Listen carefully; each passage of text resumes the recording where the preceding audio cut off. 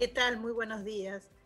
Bueno, primero contarles que en realidad son dos estudios, uno hecho por CABA y otro hecho por la provincia de Buenos Aires con 4 distritos más, en el que está incluida la provincia de Córdoba.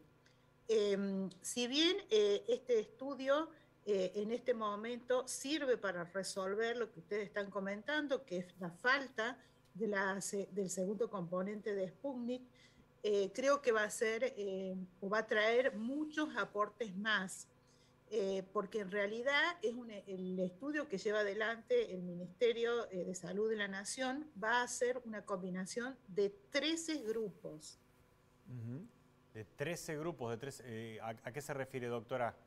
Claro, se va a comparar personas vacunadas con 13 formas distintas. Por ejemplo, Sputnik con AstraZeneca, Sputnik con Sinopharm, Ah, Sputnik con Moderna, y esos tres, por ejemplo, se comparan con Sputnik 1 y Sputnik 2, que es, digamos, el esquema convencional.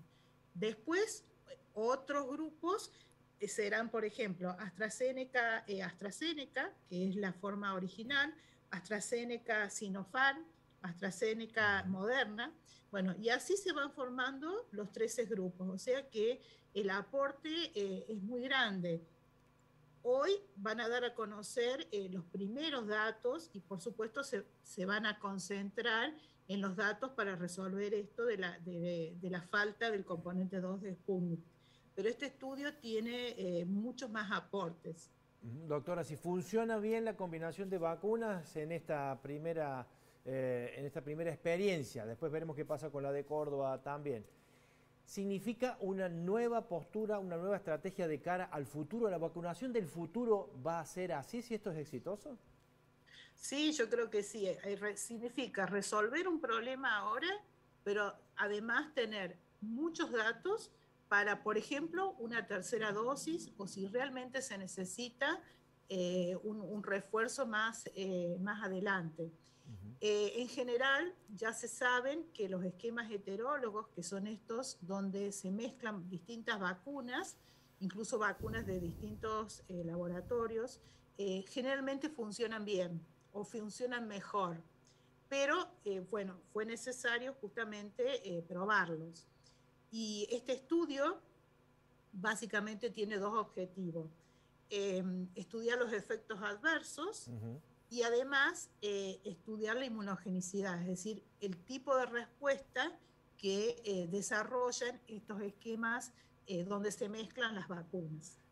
Hay algunas informaciones que dan cuenta de que ya habría resultados, bueno, alentadores y que ya en unos días, mitad de mediados del mes de agosto, ya Argentina comenzaría ya con la combinación. Es muy apresurado adelantarnos a lo que puede ocurrir a las 3:30, 4 de la tarde, profesora.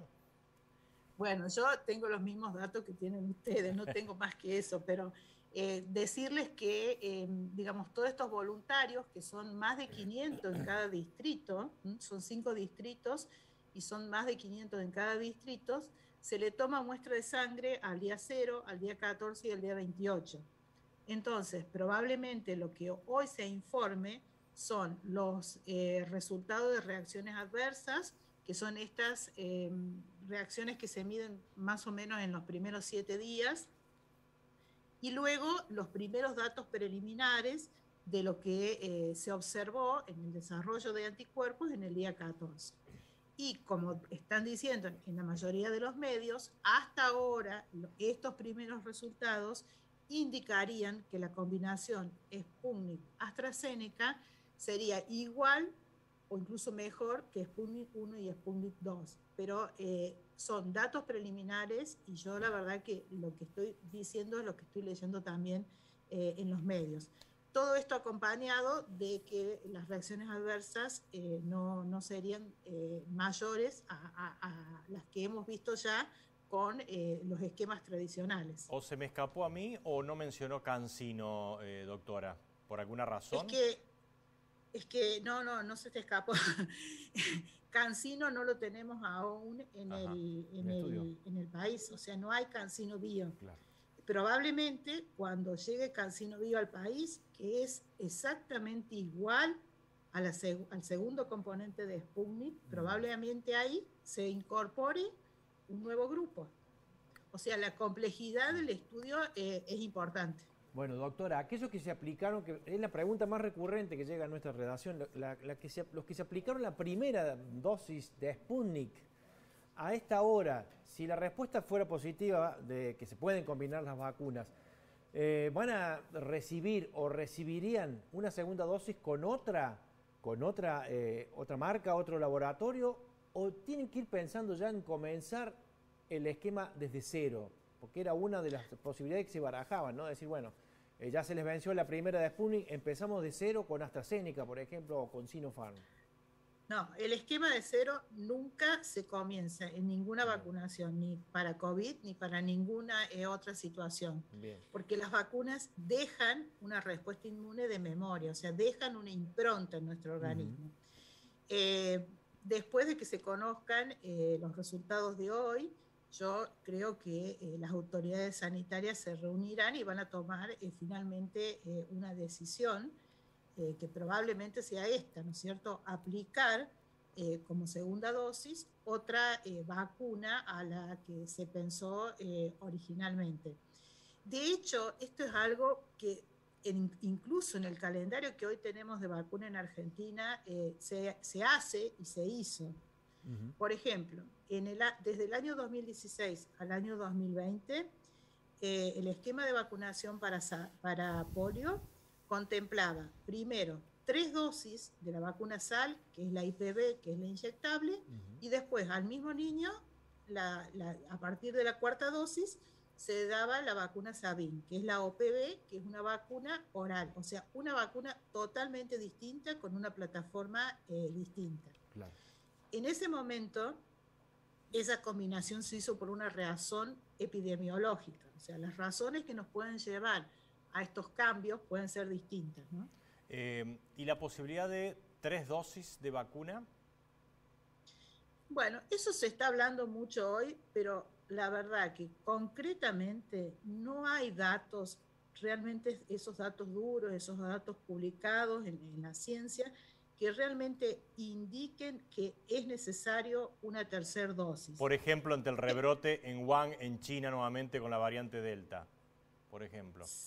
Sí, es que no, o sea, más bien yo diría que estamos necesitando completar los esquemas, o sea, tener primera y segunda dosis.